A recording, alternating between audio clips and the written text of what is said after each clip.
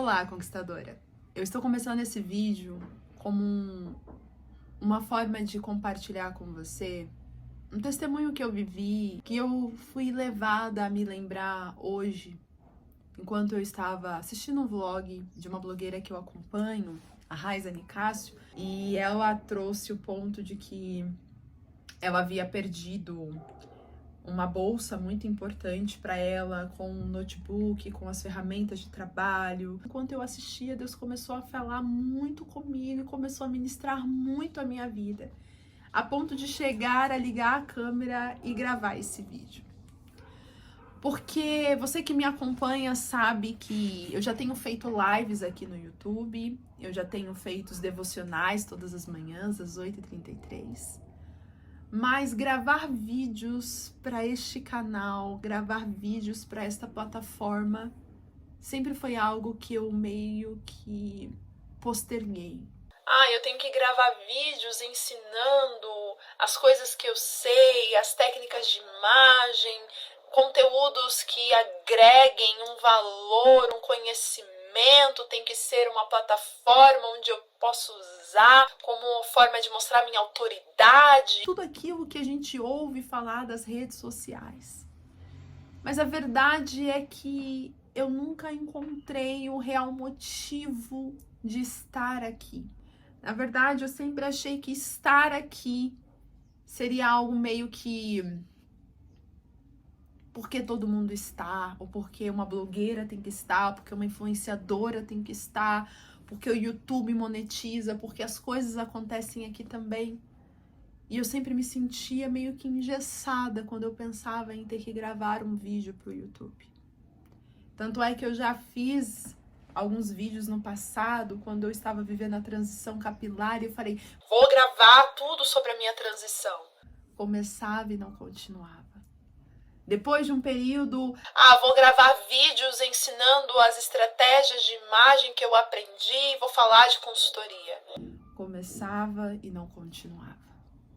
E a única coisa que eu não parei desde então é de fazer as lives e os devocionais aqui. E então foi neste momento que eu entendi o verdadeiro sentido e o propósito de estar aqui. É sobre ser um lugar onde eu posso compartilhar o meu testemunho, a minha história, e de alguma forma ajudar outras pessoas a viverem um extraordinário com Deus, assim como eu já vivi e assim como eu tenho vivido e como eu ainda viverei. Então agora eu entendo que estar aqui não é sobre vir só para ensinar coisas, mas é sobre compartilhar as minhas experiências. E como eu falei, eu estava vendo esse vlog dela e ela contando, mostrando o que aconteceu, compartilhando ali o testemunho.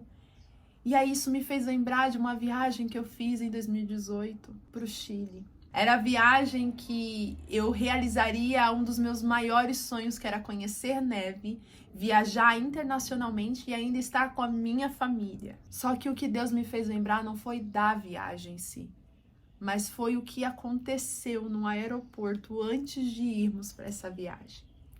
E quando a Raiza Nicásio estava falando sobre o processo dela ali no aeroporto, de buscar um, buscar outro, pedir ajuda e chorar, quando ela começou a falar isso, eu comecei a me lembrar e era como se eu estivesse revivendo o que eu vivi com a minha família no aeroporto de Guarulhos em 2018. Como eu falei para vocês, a gente estava muito empolgados, inclusive tem um vlog aqui, e aí depois eu vi que eu não completei os vlogs novamente, né? Porque eu não tinha o entendimento do propósito do que eu estava fazendo. Mas inclusive tem aí uns 4 vlogs dessa minha viagem para o Chile com a minha família. E no primeiro dia, no deslocamento, eu até coloco lá no vlog, depois de alguns perrengues, a gente conseguiu embarcar. Agora a gente tá procurando um lugar pra gente fazer o check-in. Partiu Chile. Partiu. Mas olha só, eu não entendia o quanto esses perrengues que eu tinha passado poderia mudar a vida de alguém com um testemunho. Bom, vou contar para vocês um pouco do que aconteceu.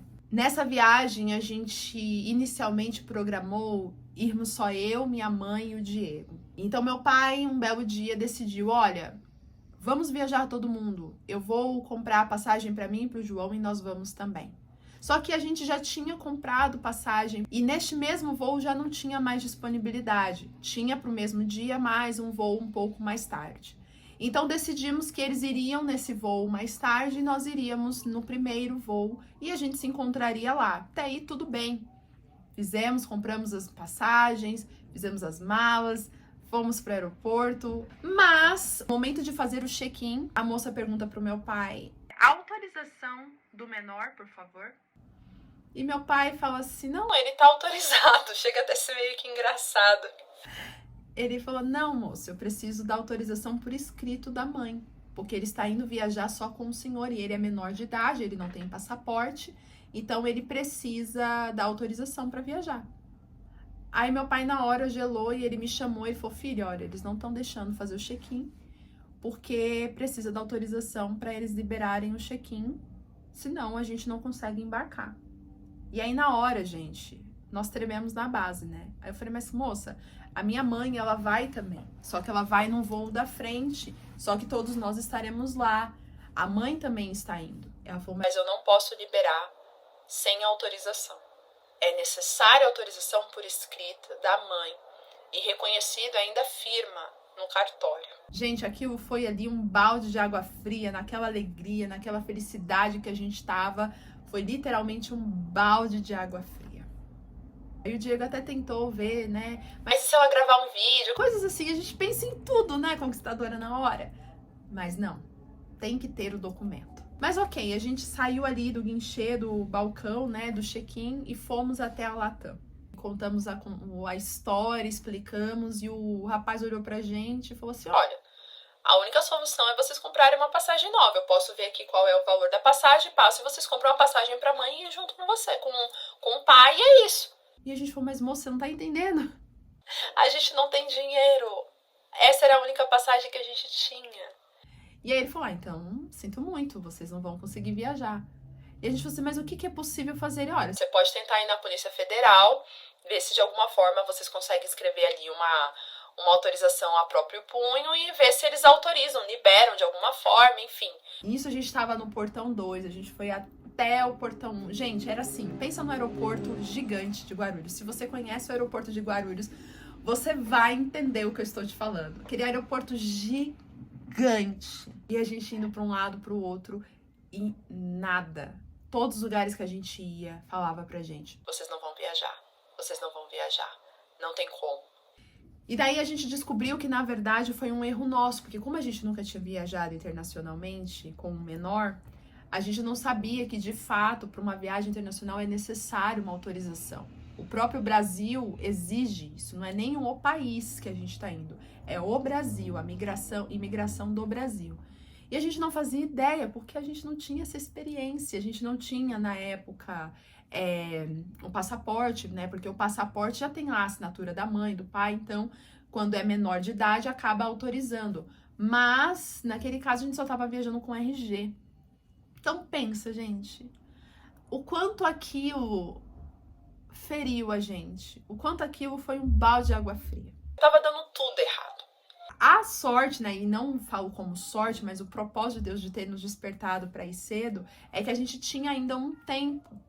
Só que o tempo tava passando. E aí nisso, na hora, veio uma voz assim no meu interior, que eu creio que foi o Espírito Santo de Deus que falou assim: vai, volta pra loja lá do Latam e fala novamente o que aconteceu. E na hora eu pensei assim: mas meu Deus, eu já fui, o cara disse que não tem o que fazer, ele vai me falar para comprar a passagem. Mas na hora uma voz muito forte no meu coração, e eu creio que era o Espírito Santo de Deus ali me guiando, falava assim: vai, volta e fala o que aconteceu. E aí nisso eu falei pra minha mãe tava comigo, minha mãe é uma mulher de muita fé também. Eu falei: mãe, você crê que a gente vai conseguir viajar? Ela falou: eu creio. E aí a gente voltou naquela loja.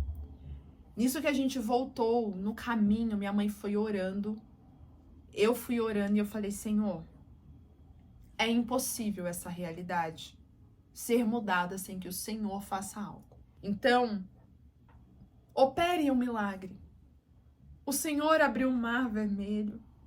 O Senhor mandou maná do céu. O que é esse milagre para o Senhor? Deus, mova o coração de alguém para nos ajudar. Eu lembro que foi exatamente essa minha oração a Deus. E minha mãe também intercedendo. E ela também falou que estava nesse sentido, nesse propósito. E aí a gente voltou naquela loja. Na hora que a gente chega na loja, quem que tá lá no balcão atendendo? O mesmo rapaz que tinha atendido a gente da outra vez. E aí na hora que a gente foi pra ser atendido por ele, ele falou assim: e aí, decidiram o que vocês vão fazer? Eu falei: moço, a gente não pode comprar uma outra passagem, que a gente não tem dinheiro. A gente precisa encontrar uma solução para a gente conseguir viajar com essas passagens que nós temos. Eu tô com a minha mala despachada, o meu voo daqui a pouco sai e eu preciso de uma ajuda de vocês. Tem algo que a gente possa fazer, que a gente aproveite essa viagem? Por favor, moço, nos ajude. E aí, nisso ali, eu só faltei, assim, implorar. As lágrimas, né, começaram a querer cair, porque eu estava desesperada, gente. O meu desespero era tão grande, assim, porque minha avó já tava trêmula, tava fazendo aquele bico de choro. E eu falando: moço, por favor, vocês não têm ideia. Esse é um sonho nosso, Ajuda a gente. E aí, nisso, o rapaz meio que olhando, falou: mas eu não tenho o que fazer e tal. E aí tinha uma moça atrás. E essa moça já tava lá da outra vez. Só que ela não atendeu a gente, ela viu o que a gente falou, a gente foi embora, então ela achou que já tinha resolvido a nossa situação. Só que ela viu que a gente voltou e a gente tava ali meio que implorando, falando com o moço, e ela chegou, pediu licença e falou: desculpa, gente, o que está acontecendo? E aí, nisso, eu contei toda a história pra ela, tal, falei, expliquei a situação. Na hora ela olhou e falou assim: mas gente, era isso? Era simples de resolver, vocês chegaram antes do check-in, vocês chegaram antecipados, a gente pode fazer a mudança e migração de voo da mãe para ir com o pai. E se na época que vocês vieram, no momento que vocês vieram, eu tivesse ciência dessa situação, eu tinha colocado todos vocês no mesmo voo, porque tinham lugares no voo de vocês. Então dava até pro pai e pro filho ter ido junto, mas agora não dá mais tempo, porque o check-in já foi feito, já foi fechado tudo. Então agora só quem fez o check-in tem que embarcar. A mãe que já fez o check-in, deixa comigo que eu resolvo, eu vou tratar aqui os documentos, vou fazer a transferência de voo e ela vai com o pai e pronto, tá resolvido. O ponto é eles embarcarem separados, mas se eles embarcarem juntos, não precisa de autorização. E aí na hora o nosso coração deu aquele, sabe aquele alívio?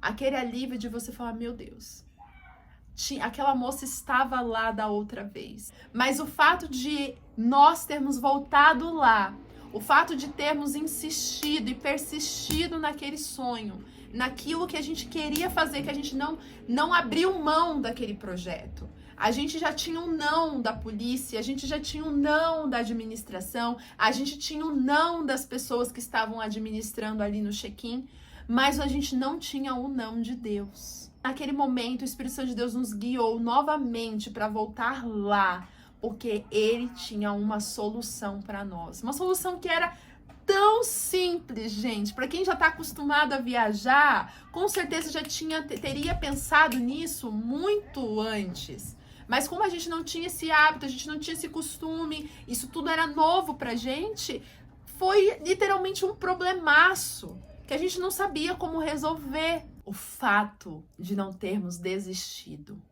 mesmo com os nãos que nós recebemos, fez a gente ver a provisão e o cuidado de Deus vir na última hora, no último instante. E eu lembro que depois que essa moça falou isso pra gente, ela falou: agora corre vocês, porque se vocês perderem esse voo, aí eu não tenho mais o que fazer. Vocês precisam correr e entrar neste avião. Deixa a sua mãe aqui e corre. E eu lembro que na época eu saí e o Diego desesperados, que nem uns doidos, correndo pelo aeroporto. E eu lembro que o portão de embarque era lá embaixo, lá no final do corredor, mas a gente foi. E eu lembro que quando a gente entrou no avião, a gente... Meu Deus! Eu vou até pôr um trecho do vídeo aí pra vocês verem. Gente, estamos no avião. Nossa, a gente teve um problemão, vocês não têm noção. Mas deu tudo certo. Meu pai e minha mãe, culpa do Diego. Mas ok, isso não vem ao caso. Meu pai e minha mãe estão indo em outro voo, junto com meu irmão, e a gente veio nesse. E a gente tá aqui, né? Agora a gente vai escolher o filme pra assistir, né, amor? Vamos. E daqui 4 horinhas estamos no Chile.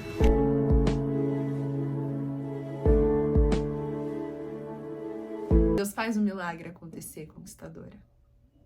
Ele realiza os nossos sonhos. E sabe o que mais me encanta em tudo isso? É que muitas vezes a gente acha que Deus se preocupa só com coisas grandiosas, que Deus se preocupa só com coisas espirituais, que Deus não se importa com os nossos sonhos, que Deus não se importa com os nossos projetos, que Deus não se importa com os nossos desejos. Mas Deus, ele se importa com tudo que é relacionado a você. Até mesmo uma viagem, até mesmo uma bolsa, uma bagagem perdida, como foi o caso da Raiza Nicásio. Deus, ele se preocupa com os mínimos detalhes da nossa vida. E muitas vezes a gente que esquece desse cuidado de Deus. Muitas vezes a gente que se dá por vencida antes mesmo das coisas serem tratadas. A gente desanima no meio do processo porque a gente ouviu nãos, porque a gente ouviu críticas, porque a gente ouviu pessoas nos acusando. Mas quando Deus ele diz, filha, continua. Quando Deus ele nos fala, continua, você tem que continuar.